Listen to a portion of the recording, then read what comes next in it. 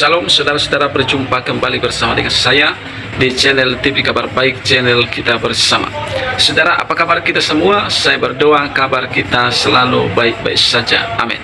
Saudara, video kali ini saya bagikan bagi kita video cuplikan terkait apa yang dikatakan UAS tentang salib, dan kita akan menonton juga bagaimana ada seorang pastor yang dikenal dengan penyembuh berdoa bagi sang UAS yang menghujat kekristenan itu sendiri. Dan dari sini kita akan mengambil suatu pembelajaran dan kita akan menjawab tuduhan-tuduhan yang disampaikan oleh seorang UAS. Berikut video, selamat menonton. Kalau agama kita diinjak-injak orang, jangan pikirkan Allah Maha Besar untuk menolong agamanya. Agama ini tak perlu ditolong. Ngapain kita tolong-tolong agama ini? Seolah-olah dia tak mampu menolong. Al-Aziz, Al-Jabbar. Biarkan agama ini pijak-pijak orang. Yang penting kita tenang.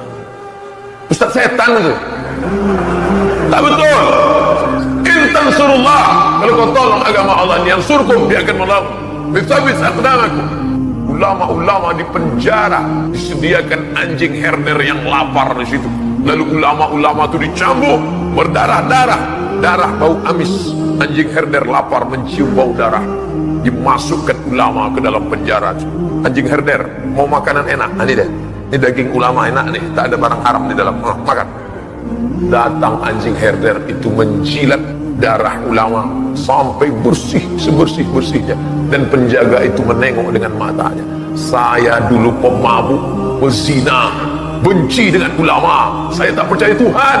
Mata saya melihat anjing yang lapar itu menjilat luka ulama itu dan bersimpuh di hadapan ulama. Itulah yang membuat saya tobat.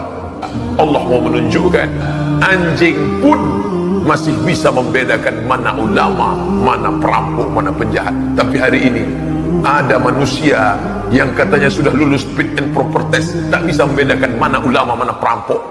Tak tahu dia mana yang mesti ditangkap, mana yang mesti dilepaskan. Tengok salib menggigil hati saya, setan.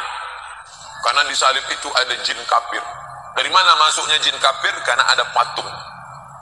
Kepalanya ke kiri apa ke kanan? Ada yang ingat kan? Nah, itu ada jin di dalam, jin kafir. Di dalam patung itu ada jin kafir. Makanya kita tidak boleh menyimpan patung. Jin kafir itulah yang mengajak. Makanya kalau keluarga kita di rumah sakit, di dalamnya ada jin kafir itu, tutup itu. Kalau sampai dia sakratul maut, kita tak ada di situ, dia sedang menjajak jin kafir. Berhasil. Berapa keluarga orang Islam yang mati dalam keadaan su'ul khatimah, dipanggilin haleluya, mati kafir, nauzubillah. Selamatkan orang Islam, jangan sampai mati su'ul khatimah. Paskala pengampunan untuk saudara-saudara kita sekalian, termasuk untuk Bapak Ustadz Abdul Somad. Saya sebagai pastor, sebagai orang yang memberitakan salib Kristus, mengampunimu, dan sekarang saya mendoakanmu. In Jesus name, glory to God.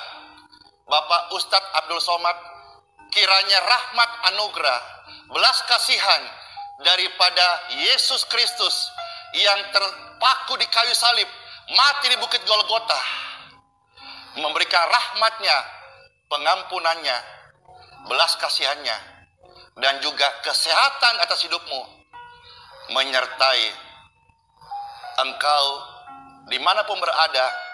Dan saat ini doa saya lepaskan, in Jesus name, in Jesus name, in Jesus name, sesuatu yang baik terjadi atas hidupmu, karena Yesus Kristus mati di kayu salib. Karena begitu besar kasihnya akan manusia, ia rela korbankan segala-galanya supaya kita boleh menerima kehidupan yang baik dari dia. In Jesus name, in Jesus name, I pray for Indonesia. Indonesia, damailah. Kami tolak roh perpecahan, kami tolak roh pertengkaran, kami tolak roh perselisihan. Meskipun berbeda Tuhan, tapi kami Bhinneka Tunggal Ika. Berbeda-beda, tapi kami satu di dalam tujuan, yaitu menjadikan Republik Indonesia menjadi negeri tercinta, aman, sejahtera, sentosa sampai selama-lamanya. Nah, saudara-saudara, itulah dia cuplikan yang baru saja kita tonton tadi videonya. bagaimana tadi UAS mengatakan bahwa di salib itu ada jin kafir, dan dari salib itulah akan ada yang memanggil seperti perkara mengatakan haleluya, haleluya, haleluya. Nah, ini yang disampaikan oleh UAS ini adalah suatu perkataan yang merendahkan agama lain. Dengan mengatakan hal seperti itu, orang menilai seperti apa sebenarnya sang UAS dan seperti apa nilainya sang UAS ini. Bagaimana saudara saya mau terangkan kepada kita apa arti dari salib bagi kita Kristenan. Salib, saudara, bukanlah suatu berhala bagi kita. Salib hanyalah simbol bagaimana Yesus mati di kayu salib untuk mengampuni dosa umat manusia. Sehingga mereka yang percaya kepadanya, kepada Yesus yang mati disalibkan, pasti memperoleh hidup yang kekal. Itulah salib, ya. Jadi salib itu hanya simbol, tetapi kami bukan menyembah apa yang dibuat oleh tangan manusia itu, tapi kami menyembah Yesus yang telah mati, yang telah naik ke surga. Dia adalah Allah yang merendahkan dirinya menjadi manusia. Itu yang pertama. Yang kedua, bagaimana UAS tadi mengatakan haleluya, haleluya, seolah-olah perkataan haleluya itu adalah perkataan-perkataan yang kotor ataupun perkataan-perkataan berhala. Padahal biar kita tahu, haleluya artinya pujilah Tuhan. Nah, apa yang salah dengan kata pujilah Tuhan?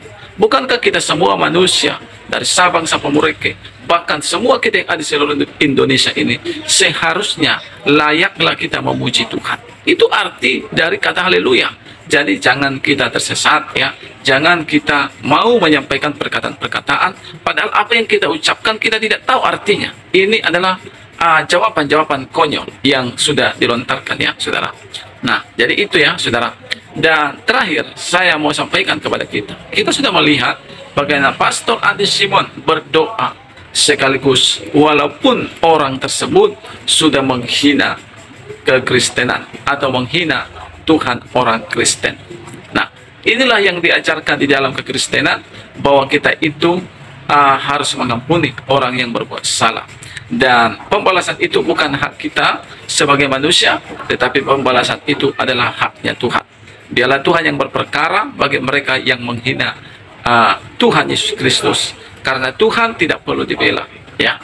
Kita manusialah yang perlu dibela oleh Tuhan. Makanya kami dalam kekristenan, saudara, tidak mencoba untuk membela Tuhan kami, karena kami tidak perlu membela Tuhan kami. Tuhanlah yang perlu membela kami. Ya, itu yang pentingnya, itu yang benar. Bukan kita yang membela Tuhan, Tuhanlah yang perlu membela kita manusia, ya. Nah, teman-teman, kiranya video yang saya bagikan ini menjadi edukasi bagi kita dan boleh memberkati kita semua dimanapun kita berada. Kiranya Tuhan memberkati kita. Shalom.